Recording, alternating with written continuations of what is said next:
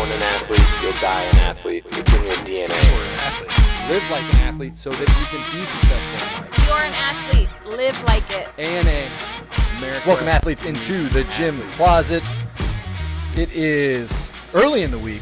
We just got back on time, so we are back on our Tuesday grind. We just recorded Amber's episode on Saturday. Yep. So we're going back to back to back to back to back. So we're really quick. Oh. If this is your first time joining us, Krave Gym, it's Krave Gym podcast. The Gym Closet podcast is a Krave Gym podcast, literally filmed in the back of Krave Gym. Today we have a great episode. We're going to be talking about some setbacks, both personally and kind of how to handle some of the setbacks. But I'm here as always with @Jordan.Hildreth. What's up? What's happening? It's another day in paradise. How was your weekend? Great. The Iowa Hawkeyes won the Big Ten Wrestling Championship by, I think the total was 1 million points. 1 million 1 points. million points. Hey, you'll be happy about this. Nebraska actually got second. Did they really? That was very, very impressive showing. That's interesting. Yeah. So what they got a happened good to like team. Penn State? Did they Fourth. really? So who got third? So you're anti-Penn State. Is that a rivalry? Yeah. Okay. They've whipped our ass for about 11 years now, and I'm pretty salty Oh, about it. really? Wow. Yeah. I didn't realize that it was that. It's been tough, dude. Yeah, they beat us pretty bad. Damn. No, I can't even, third. Yep. I can't even remember. Well, it doesn't matter. Irrelevant. Yeah, You got doesn't matter. first. That's Yeah. nice. Awesome. So they had the tournament.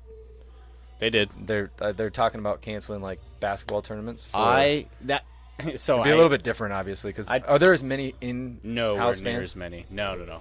But it is in U.S. Bank Stadium, so actually there'd be more this year. That's a real specific thing, but there aren't the mass crowds that come along with the NCAA, like the basketball tournament. Yeah. So ours, everyone will be in the one spot. But I think if you go somewhere, Des Moines downtown was just sprawling, right? So you had whoever was in the Wells Fargo Center plus however many but thousands and thousands of people. Sure.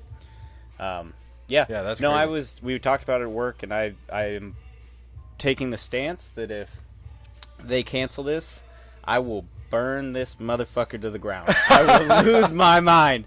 I'm like, nobody in this office wants to deal with me if I'm working on Thursday the 19th and not in Minneapolis at an NCAA wrestling tournament watching the Hawkeyes win. That is awesome. That is awesome. So who all qualifies then for the that's the national, right? Yeah. This was the Big Ten. Yeah. Wrestling's a little more complicated in that it's Do they do points and stuff individual, throughout? so you get allocations per conference, and that's based off of a 3-tier system. There's coaches ranking, RPI, and then their record or their win percentage. So the Big Ten gets a larger number of allocations per weight class than any other conference, just because it's so much better than every other conference.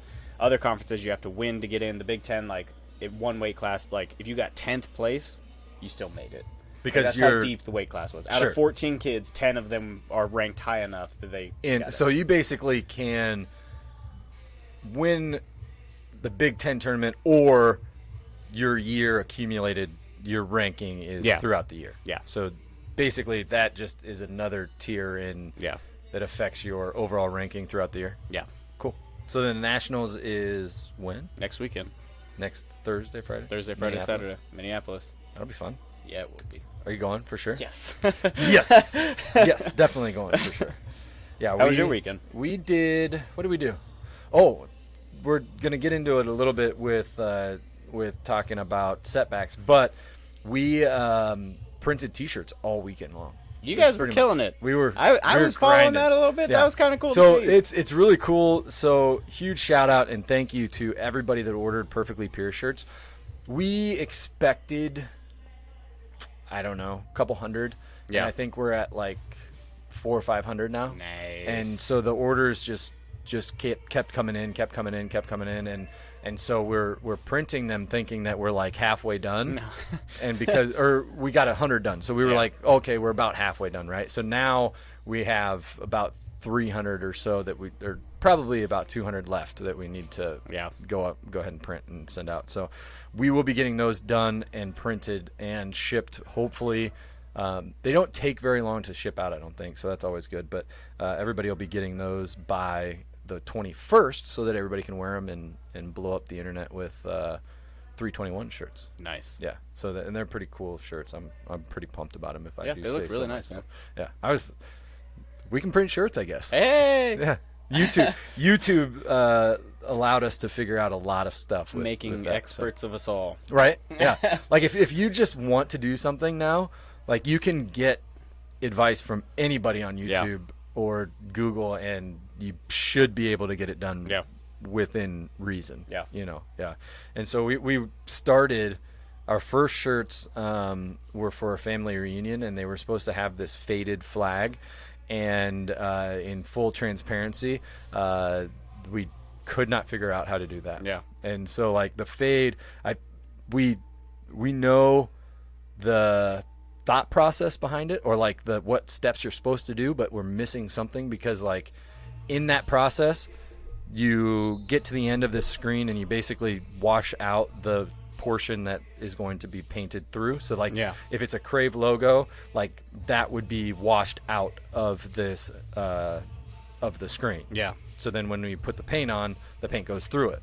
Well, it just kept washing out all of that. Yeah. So we don't know why. Does it have anything to do with how long you press it? Yeah, it's like all of that stuff. Yeah. Okay. And so it's like we got since then we've gotten a new tool that's like a little sensor, or a little it basically tells you where it's burning within a given time. Yeah. And so the given time we now can tell because of that marker. So we didn't have that prior, so Zach was burning it and just like kind of guessing time, I think. And so we I don't know, figured out that that's a tool we need. And it's like a $9 thing that you figure out that might help us. So so we were printing all weekend. Amber had a birthday party with a friend, so she shout out to Amber. She had a rough Sunday. Well, she said she would. But she was fulfilling. She fulfilled her. Yes, she fulfilled the prophecy, and she said, and she fulfilled orders all day, and so she was in a bad spot, but shout out to her. She got a whole bunch of work done too. So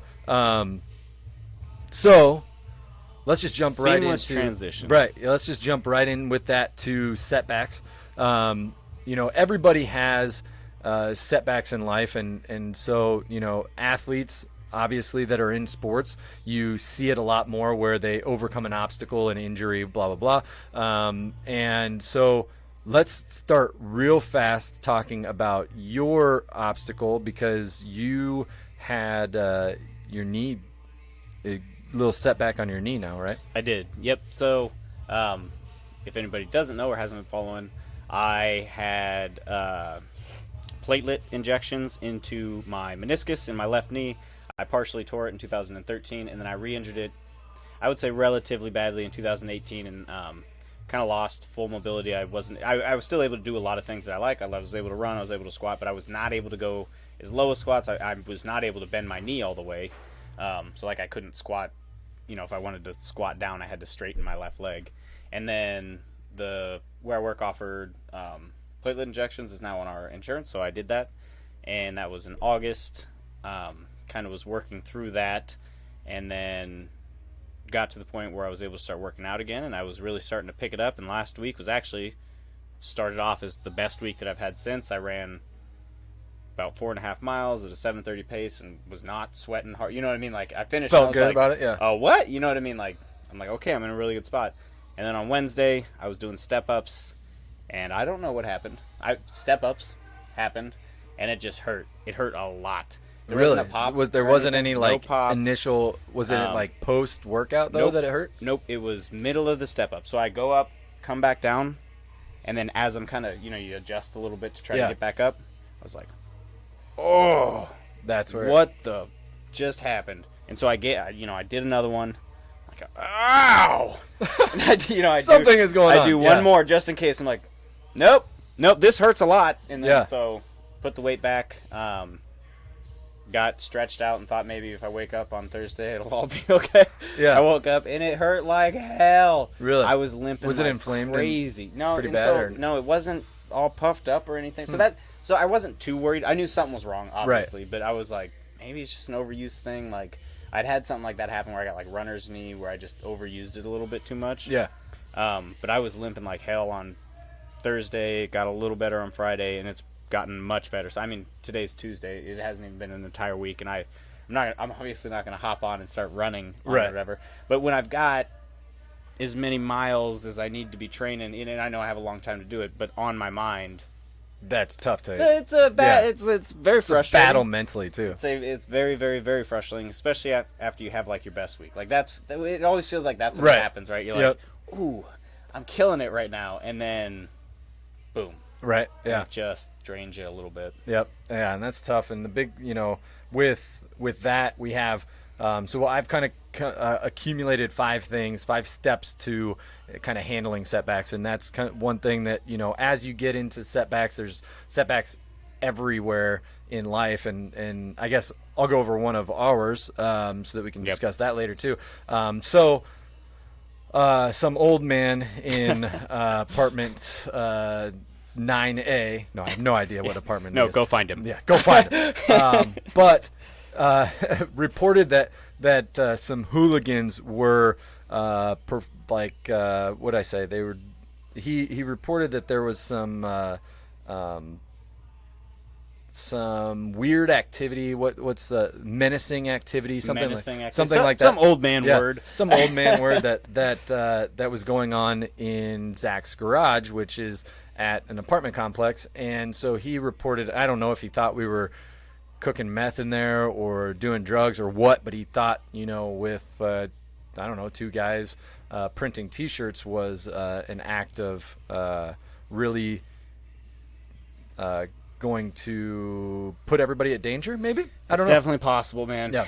T-shirt printers, I hear they're bad folks. Yes. And I think the biggest thing for him was just that he just loves to complain about stuff. Yeah, life's been a little hard on the guy, probably. Yeah.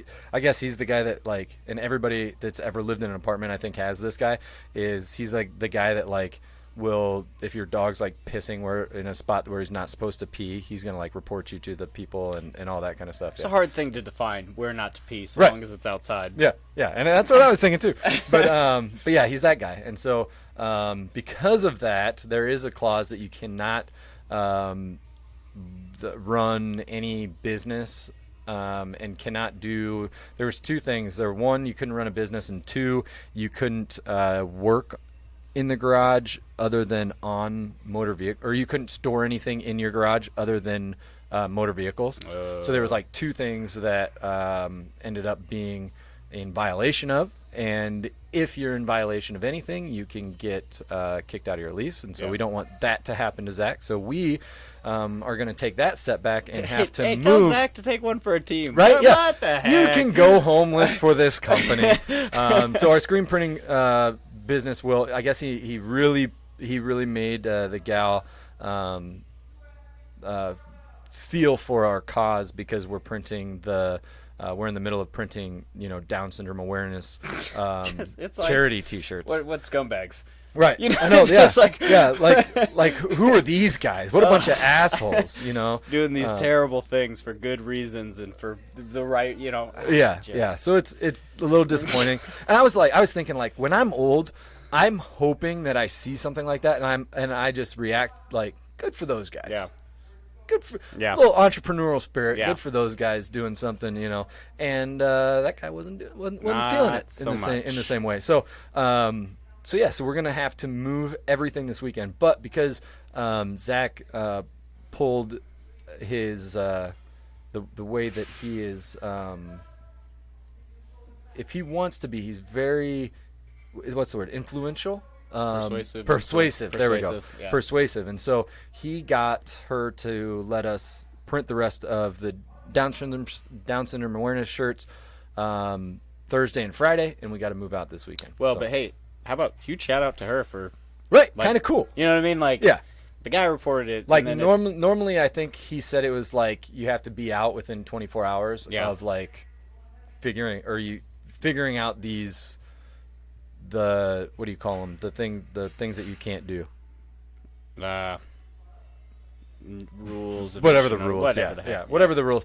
After seeing those rules broken, you have like 24 hours to correct them, or they can essentially end your lease. And so she's giving us like 5 days, which is very nice. So so that's really cool. And then so then we're gonna move out and move it over to my garage, I think. There we go. So we'll see. But again, 5 steps to dealing with a setback. Number 1 is accept what happened.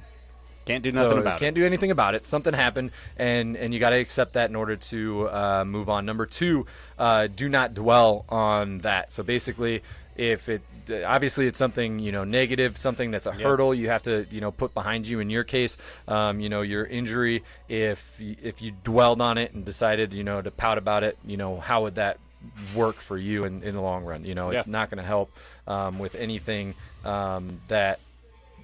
It's not going to help with your progress in any way. It's doing no good. It doesn't change the goals. I think that's important. Right. Yeah. And it definitely that's actually on their number 5. So number 3 is use it as an opportunity, and this kind of goes into number 4 is change your perspective. So using it as an opportunity for us, like this is an opportunity. Number 1, I've been looking for a corporate office and doing some things actively, but now I'm putting that on double time because we can get that stuff going, and then seeing it as an opportunity for bigger space, whatever the case might be. For you, seeing it as an opportunity, what's that kind of look like for you? So I like how you put 3 and 4 together. I do think that they've meshed very well. So see it as an opportunity, and then change of perspective is I think if I really am honest with myself, I probably have been going a little bit too hard on leg days. Is it necessary for me to be doing step-ups? And, if it was like, I don't know, if it wasn't such a high-impact thing for me to do, I could be like, but if I'm just being honest, maybe I don't need to be doing step-ups all the way up with really heavy weight. Especially if the goal is not to have, bigger legs. Stay injury-free. To be running and getting miles and doing things like that. Right. So that's my change of perspective. I think I've got to be a little more honest with the weightlifting part of this training and focus more on switching, doing a lot more low impact lunges, slow squats, those type of things, rather than the big heavy impact going up and down. And I just, dude, they're so much fun. You really start getting after it, and you're just like going, and that's sweat's dripping off you, and you that's feel what sucks in your situation is you get that joy out of doing it for and you haven't done it for so long, so you haven't had that feeling for a long time, and now back, not square one, but back setback, setback a couple steps. So and then the 5th one is set new goals. So that is a big part of any setback is going to be setting new goals and making sure that you have something to shoot for again, and that setback may create those goals for you. I don't think your goals long term changed. Right, but the steps, each mini goal has definitely changed. I got to be doing things a little bit differently. Yeah, and that's the big thing for us too. Our goals, were in line to be in that that spot to hit certain numbers until we could move into a facility that was more of a actual manufacturing facility. But now it's look for that facility faster than so that we're not in the garages, and not in the way as much. So it's got to be nice all too, switch, for you guys at least, getting an order this big and then still getting to the point where you're like, well, yeah, this sucks, but we are going to be able to fill this, and we are going to be able to do it. Right. This is way big order, like you just said, than you initially thought that you were going to do. So your guys' capacity is, and you don't want to be doing this all the time, but it shows you what you can do. Yeah, exactly. You know what I mean? Like, you really can, and you learned a whole bunch of crap having to figure this stuff out. Right. Yeah. And I think that it becomes a good opportunity, to be able to, when you learn to do something in suboptimal conditions, yes, and then you're put into a good spot, that comes so much easier. But you had kind of that tough part, that grind a little bit that you may not, you may have learned a lot from, that you may not have ever learned or needed to learn, but it kind of gives you a kind of just a more respect for that different and it is activity. Great to pull on in the future. So if something else comes up, or something, and you've got this little switch in the back of your head where you're like, well, right now we're good here. You know what I mean? Yeah. Like, we've been here, we've done this, we'll figure it out. It'll be. We fun. had this problem and we overcame it in this amount of time. Yep. We have this problem now. Let's overcome it in this amount of time. Yep. Yeah, exactly. And that's one of the big things I think that we should be able to do. And that's, again, setting new goals to get to where we are. So that's kind of the 5 steps in dealing with setbacks. A little bit of an example of kind of setbacks in our lives, like that just happened. Yeah, that's actually literally right. Yeah, within a week. Yeah, that's actually why we came to all honesty came to the gym closet today and looked at each other and we were like, "Do we have anything to talk about?" And we're like, "No, not really." It was a decent week, and then we thought about it. And we were like, actually, these things there did are happen. a couple things that happened. Yeah. Yeah. So then we decided to get into our setbacks and talk if about. We're those not things. honest about the stuff that's happening with us. Then what the Right. heck? Then what the hell are Yeah. we doing in here Yeah. anyway? But now I got.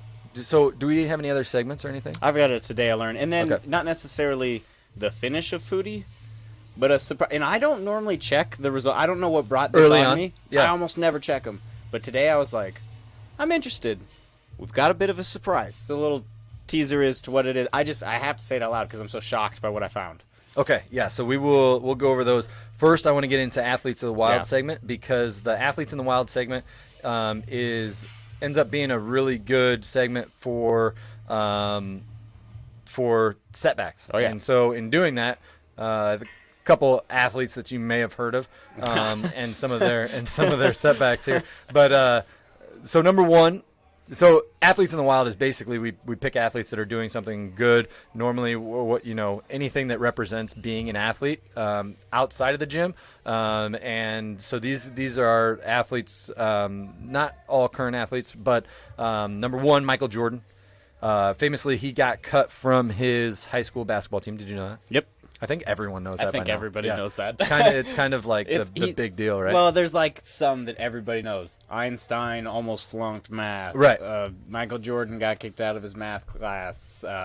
Amazon was started in a garage. There's like these little ones that everybody. Exactly, yeah. And I think that's one of them. But Yeah. Obviously, not making your high school team is going to be a setback if you're wanting to be a basketball player, right? Well, yeah, And especially so now what do you do?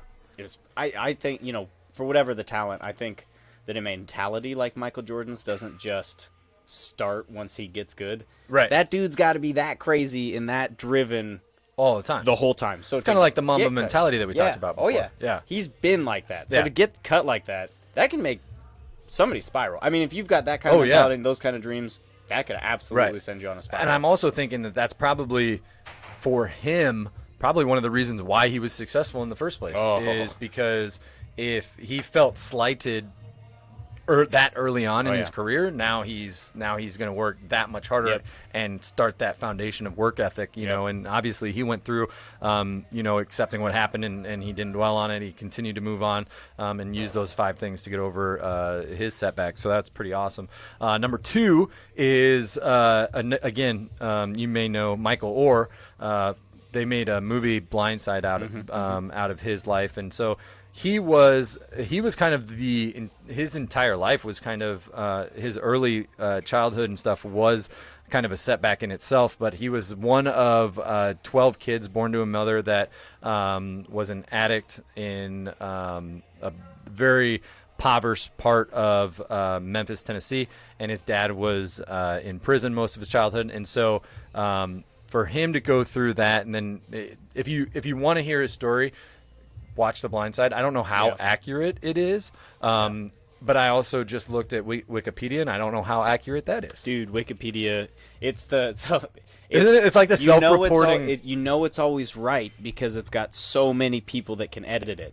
It's literally That's what's the collective super knowledge interesting, of the entire world. That's a Michael Scott joke. Oh, is it? Yeah. Nice. That's what's interesting, though, is like that's as much as that's satirical, like there is a little bit of fact to that, because if anybody sees that that's messed up, then they can edit it, or Michael's team sees that it's inaccurate. They're pretty quick. So have you ever tried to edit something on it? I have not. I no. have. And so have you? it was of course like, you have. Yes. It was like super small town Iowa, like a city outside of Decorah. It's actually, so my coworker is from this town. It's like Pleasant Hillville. I can't even remember the Pleasant name. Hillville. Some I love that. nonsense, right? Yeah.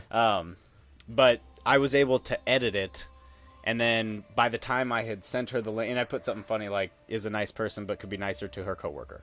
Right. And then by the time I sent the link and she opened it, then it was gone. So I was Really? able to Okay. edit it. Yeah. And I'm dude, if it You can do saw it it for, edited? Yeah, Yeah. I went all the way through, did it, and I'm like, in my screen hadn't refreshed. So I'm like looking at it. I'm like, what are you talking about? It's right there. So I don't know if Pleasant Hillville, Iowa, gets reset that fast. There's some fact checkers. That at was least surprising. there. So yeah, that's interesting though. Yeah. But yeah, so maybe everything on there is right. But despite his childhood, he went on and played for the University of Mississippi and drafted to Baltimore Ravens and won the Super Bowl in 2013 over the 49ers, which the 49ers have kind of had a decade, haven't they? Yeah. Really only them and the Patriots?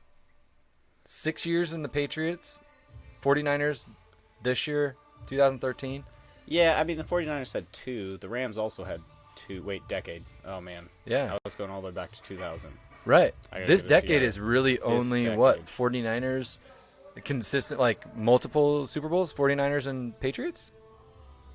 Oh, man, you're putting... I know. I don't even know. Spot here. The I don't know. Super Bowl, that's one thing I can Eagles never remember. won. I don't know. 2010 was the Packers.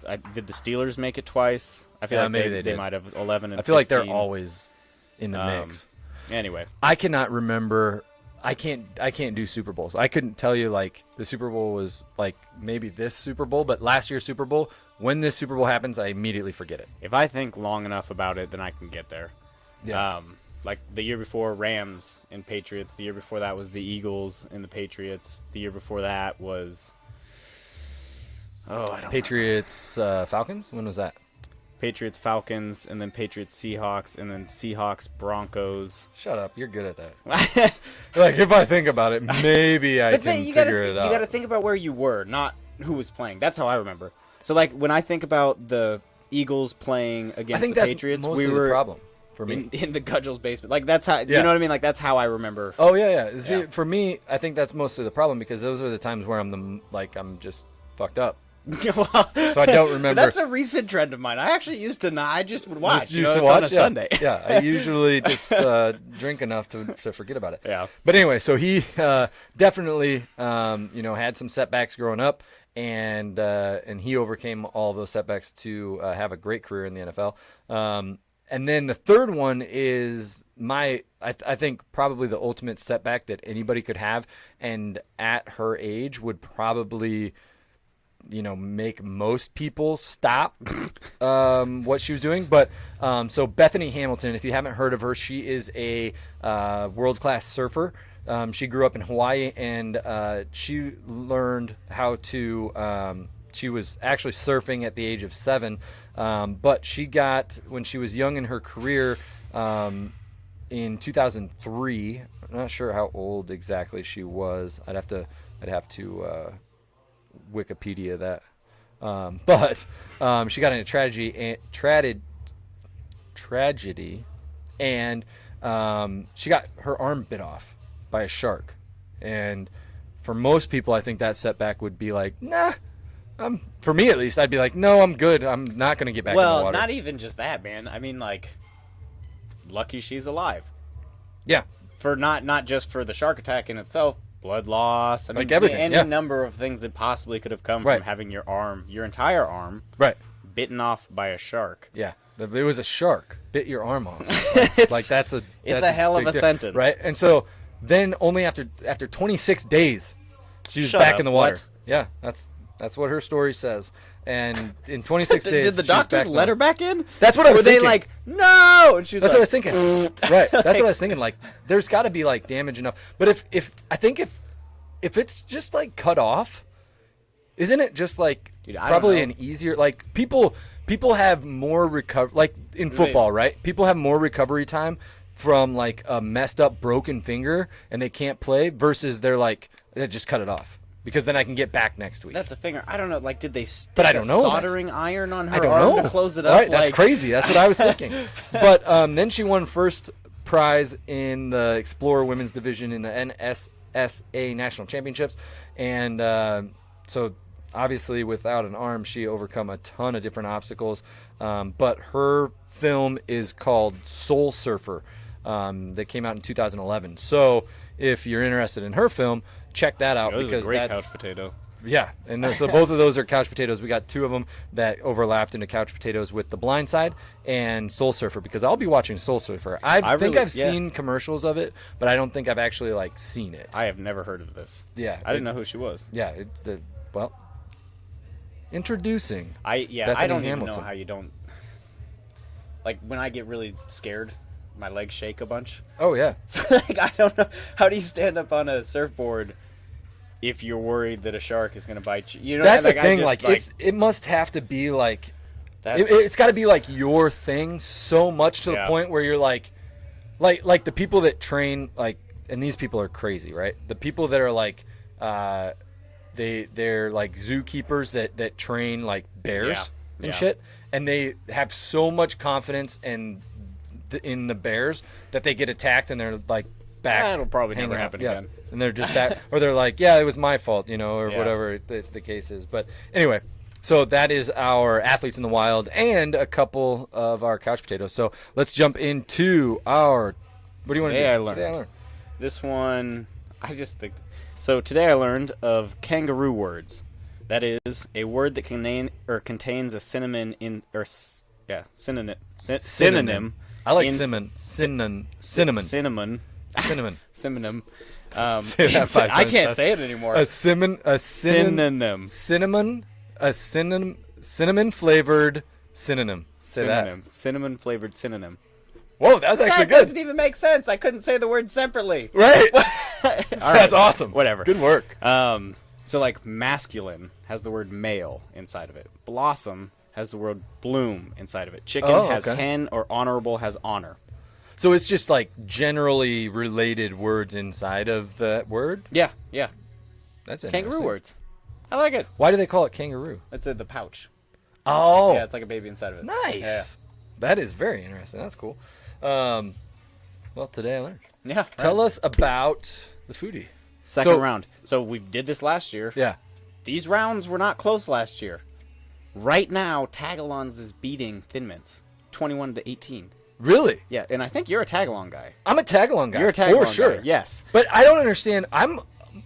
I've got Tagalongs and the other peanut butter cookie one, and you put those against each other first. So I'm a little pissed off at you. You know it's random. But, yeah, dude, I disagree. I think that I think you on purpose figure out what Tyler likes, and and then I'd go the opposite. Yeah. Yes. I'm telling you, it was not close. There is even if they're the only 2 peanut butter ones, there is a strong preference. Nice shot. Right. I just those- tossed that over. yeah. There. Nice. Strong preference to Tagalon's.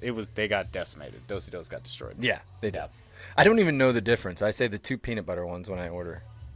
Well, the one has chocolate on the outside, I think. Right. Like, Yeah. judging by the Well, I picture. know the difference, like in the which cookie, one's which, you're but I saying. don't know Either the 2 peanut names butter of ones. any of them. Got it. I didn't know they were Tagalongs until the last time I did this, or the last time we had this cup like a year ago, and then when that Just about probably right on. yeah, probably because that was this time of year that always gets us to do this. Well, but that's awesome. I did it because my friend had the lemon ones. Terrible. Yeah, right? so I go over. Tell me that. Okay. And I'm like, hey, do you guys got any snacks? She comes out with these. I was like, you have dog food too? I mean, like, what? I asked for snacks. Are you mad at me? Right. What the hell is this? Wow, that's really rude. You invite me over and you give me these. You offer me lemon this is terrible. drops or whatever the hell they're called. Ugh. Yeah, that sounds terrible. Yeah, I didn't eat. I went hungry. I didn't have one of them. That was probably just me being a little stubborn and Probably unnecessary. Yeah. But I was Definitely, like, I ain't eating them. Yep, I love that though. Yeah.